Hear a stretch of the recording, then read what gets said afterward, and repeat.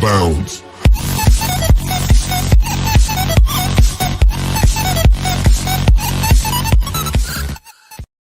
So, the working definition of logic, which I know in my years of teaching logic, I was able to come up with this particular definition.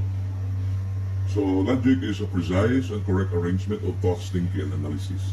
When we talk about precise, definitely we're dealing here with science, because science does not automatically say that this is it.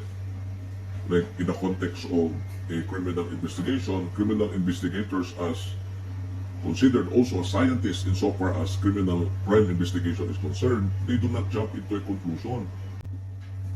Correct inferential thinking. Pag sinabi natin correct, to make it valid, there is a certain structure or what we call a method or a process. It's like the scientific method. What results from scientific method, the application of the correctness, when we talk about correctness, by applying the scientific method, automatically we can say that there is precision. Now, we can automatically say that the findings based on a thorough investigation of the cause or causes, we can arrive at certainty or precision, if not accuracy. So arranged. Dapat it should be arranged just like in a ladderized step by step. Like for example, when you are asked to solve a certain mathematical equation in calculus, for example, and then your answer may be correct, or if not, your answer is correct, but your solution is wrong. How can you convince your professor that you did not cheat? How you convince your professor that you are really the one who solved the equation? Because an erroneous solution cannot come up with a correct answer. No, it's highly unlikely. No, it's so unlikely that a program, a bachelor, let's say for example, you're making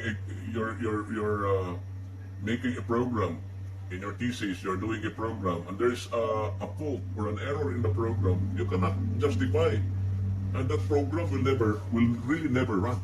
Even a single tawag yan,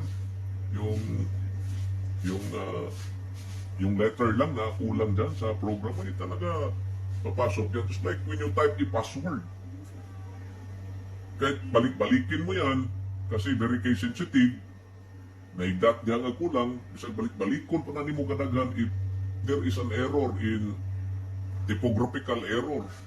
When you log in, you cannot enter into that particular site.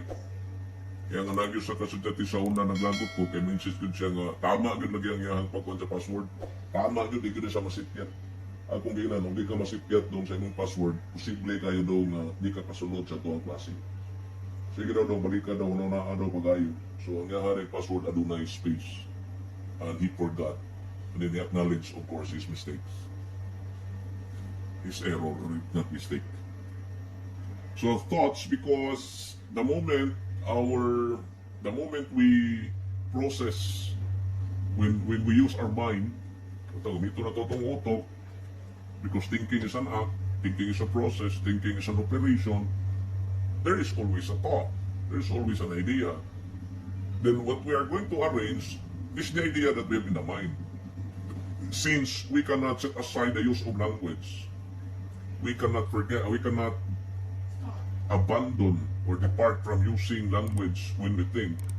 So therefore, we have to analyze it in accordance with precision and correctness.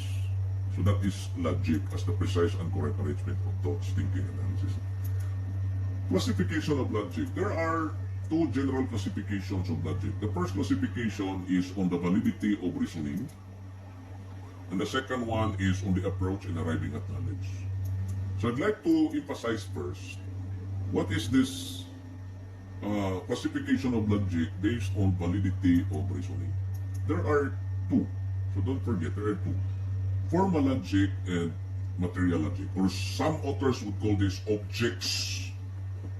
Tawag na itong objects of logic. We have formal object, material object. But in our case, we're trying to look at it as a classification, and we have a different perspective when we discuss when it comes to formal validity and material validity. One important thing you have to note in reading what is formal logic is the root word of formal is form. When we talk about formal, we are actually dealing here with valid. I'd like to change the nomenclature of formal validity, material validity, into a simple idea of valid and sound. When we talk about formal, we are dealing here with valid or validity. When we talk about material, we are dealing there with soundness or sound. What is formal? Formal simply means in conformity with the structure of correct argument. Remember, in our definition, precise and correct arrangement, I'd like to pick up the idea of correct. When we talk about correct, we are referring to valid. What makes thinking valid, or what makes an argument valid? What constitutes a correct argument or valid argument? When it follows certain structure, when it follows the rules, when it follows the laws. Basically, when it follows the method.